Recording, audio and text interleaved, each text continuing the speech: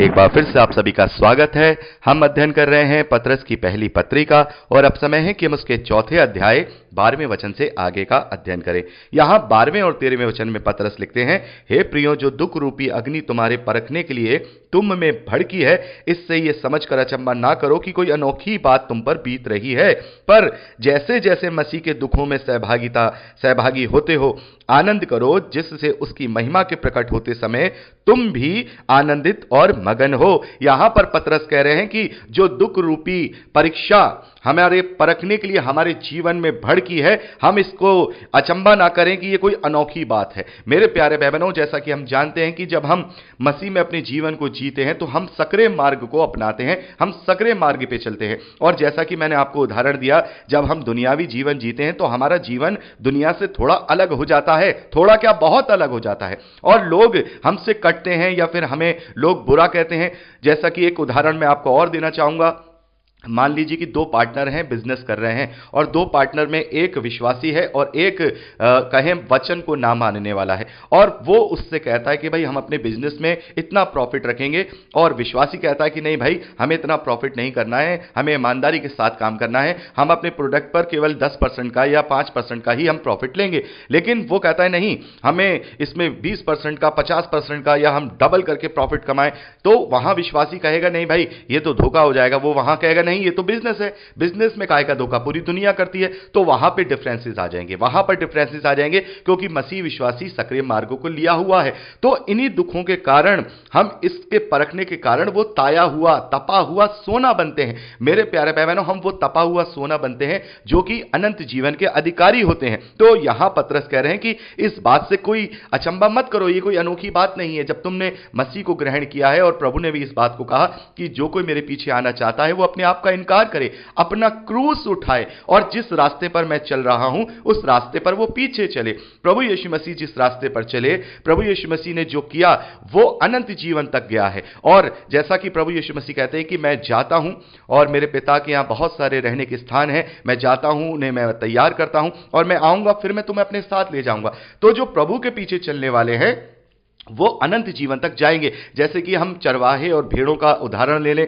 जो भेड़ें होती हैं वो चरवाहे के पीछे पीछे चलती हैं, क्योंकि वो जानती हैं कि चरवाहा हमारा भला करेगा और ये हमें कहीं गलत जगह नहीं ले जाएगा, हमें ये बाड़े तक ही ले जाएगा, हमारे डेस्टिनेशन तक ही ले जाएगा। तो वो बिल्कुल बेफिक्र होकर के उसके पीछे पीछे चलती हैं। और मसीही विश्वासी भी वैसे ही प्रभु के रास्ते पर चल रहे हैं। जो जो उसने सहा है, जो जो उसने दुख उठाए हैं, वो सब हमें अपने जीवन में सहने होंगे, हमें उसकी सहभागिता करनी होगी। और जब जब हम उसके दुखों में, मसीह के कारण जो हम दुख उठा रहे हैं, उसमें सहभागी हों, 13वें वचन में पतरस कहते हैं, तब हम उसकी महिमा में प्रकट होते समय, जब प्रभु यीशु मसीह आएगा, न्याय का सिंहासन सजेगा और न्याय किया जाएगा, तब हम आनंदित और मगन होंगे, क्योंकि हमारे लिए बहुत बड़ा प्रतिफल वहां होगा। जैसे कि प्रभु ने मत्ती 5वां अध्याय उसके 12वें वचन में कहा है कि आनंदित और मगन होना, क्योंकि स्वर्ग में तुम्हारे लिए बड़ा फल है। तो यहां पतरस कह रहे हैं कि कोई अनोखी बात नहीं है कि हम यहां दुख उठा रहे हैं, हम ये सारी चीजें कर रहे हैं, क्योंकि मसीह के पीछे चलने का मतलब ही दुख उठाना है,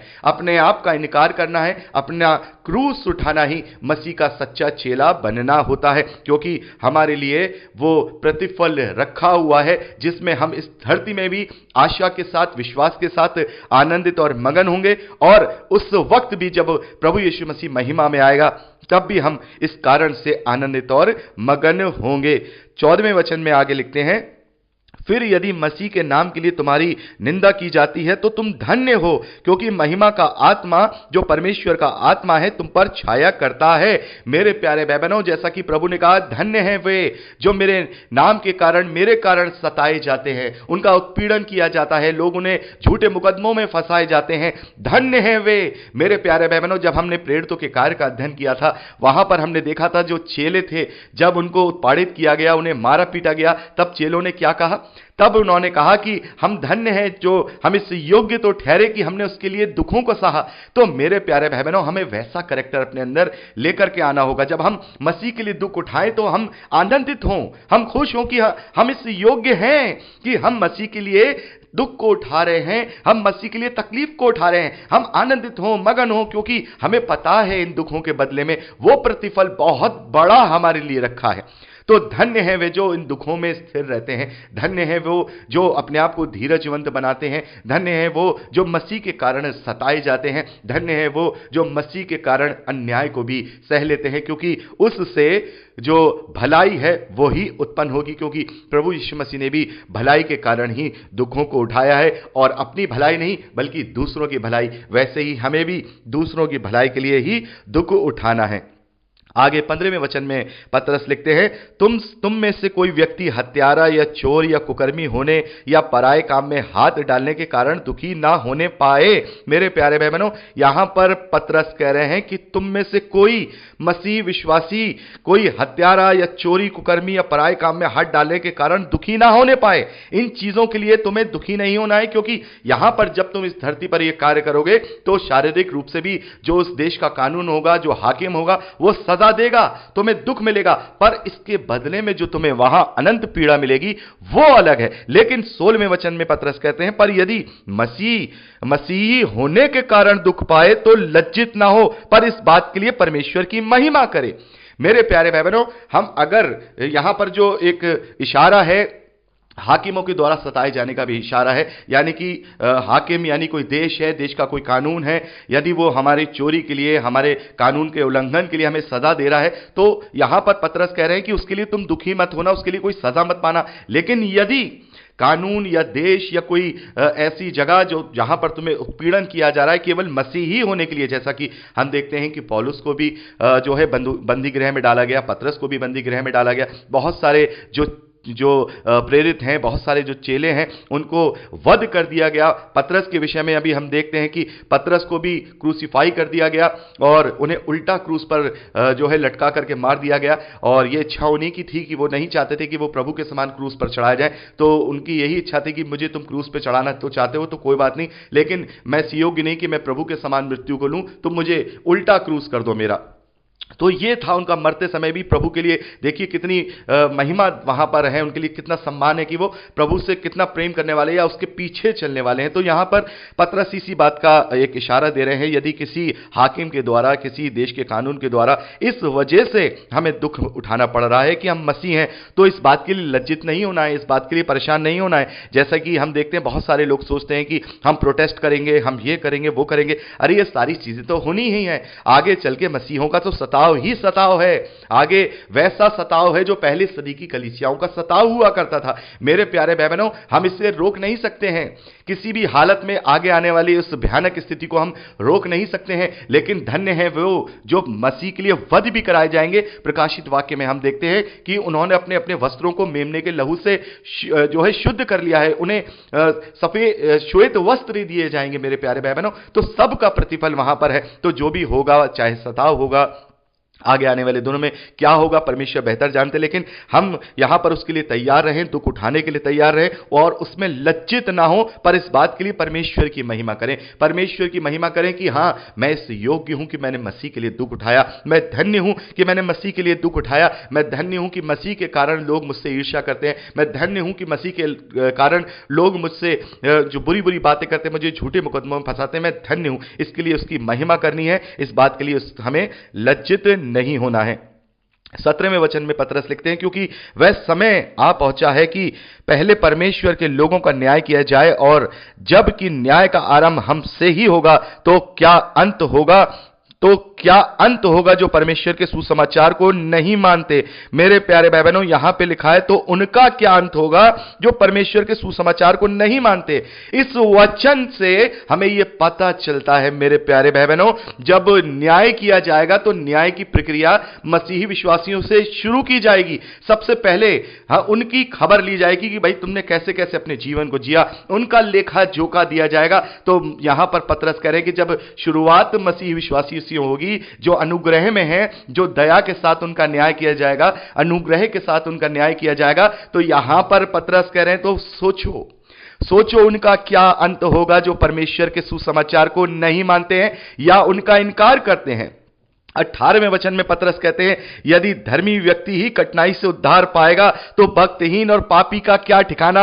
मेरे प्यारे भाई बहनों, इस 18वें वचन को बड़े ध्यान से आप सुनिए, बड़े ध्यान से सुनिए। यहां पर लिखा है कि विश्वासी भी, यहां पर जो धर्मी व्यक्ति है वो भी कठिनाई से उद्धार पाएगा। कौन सी कठिनाइयां?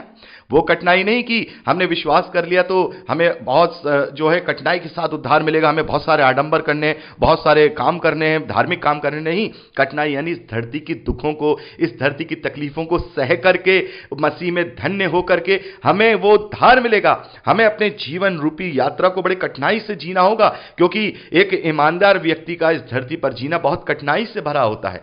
सकरे मार्ग में जीना बहुत ही कठिनाई से होता है। मेरे प्यारे भाई बहनों, यहां पर पतरस कह रहे हैं, यदि धर्मी जन का उद्धार पाना इतनी कठिनाई से है, जिसने विश्वास कर लिया है, जिसने विश्वास कर लिया, प्रभु को उद्धारकर्ता करके मान लिया, उसका भी उद्धार कठिनाई से होगा, यानी दुखों को सहने के द्वारा होगा। तो यहां पर पतरस कह रहे हैं, तो भक्तहीन और पापी का क्या ठिकाना, उसका अंत क्या होगा जो परमेश्वर के सुसमाचार को नहीं मानता है। मेरे प्यारे भाई बहनों, हमने इब्रानियों की पत्री में पढ़ा कि जीवते परमेश्वर के हाथों में पड़ना भयानक बात है, भयानक बात है। तो यहां पर यह बात पतरस हम मुझे और आपको समझा रहे हैं कि जब धर्मी व्यक्ति की जो उद्धार है वो भी कठिनाई से होगा, उसे भी दुख उठाने हैं, उसे भी तकलीफ को सहना है, तो सोचो जो भक्तिहीन है, जो पापी हैं, उनका क्या ठिकाना होगा, परमेश्वर उनका न्याय कैसे करेगा। क्योंकि परमेश्वर ने समान रूप से सबको समय दिया है, अवसर दिया है, और अवसर दिया कि अभी भी अपने मनों को फिरा ले, लेकिन जब उसने अपने मन को नहीं फिराया तो फिर परमेश्वर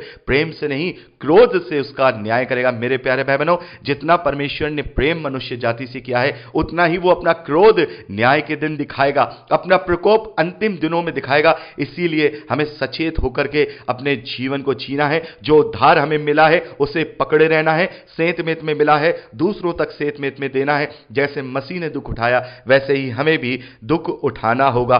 19वें वचन में पतरस लिखते हैं, इसीलिए जो परमेश्वर की इच्छा के अनुसार दुख उठाते हैं, वह भलाई करते हुए अपने अपने प्राण को विश्वास योग्य सृजनहार के हाथ में सौंप दें। मेरे प्यारे भाई बहनों, इसलिए जो परमेश्वर की इच्छा के अनुसार दुख उठाते हैं, मसीह के लिए जो दुख उठाते हैं, मसीह के लिए इन तकलीफों को सह लेते हैं, मसीह के लिए संसारिक अभिलाषाओं को त्याग देते हैं, मसीह के लिए संसारिक लालसाओं को त्याग देते हैं, मसीह के लिए क्रोध को त्याग देते हैं, मसीह के लिए दीन बन जाते हैं, मसीह के लिए नम्र बन जाते हैं, ऐसे लोग परमेश्वर के अनुसार जो दुख उठाते हैं, वह भलाई करते हुए अपने अपने प्राण को विश्वास योग्य सृजनहार के हाथ में सौंप दें। मेरे प्यारे भाई बहनों, हम पूरी रीति से अपने आप को पूरी रीति से परमेश्वर के हाथों में सौंप दे। वो हमारा सच्चा पिता है, वो हमें शांति देने वाला है, वो हमें उद्धार देने वाला है, वो हमें सामर्थ्य देने वाला है, वो हमें संभालने वाला है। वो ही हमें इस योग्य करेगा कि हम इस धरती के दुखों को, इस धरती की तकलीफों को,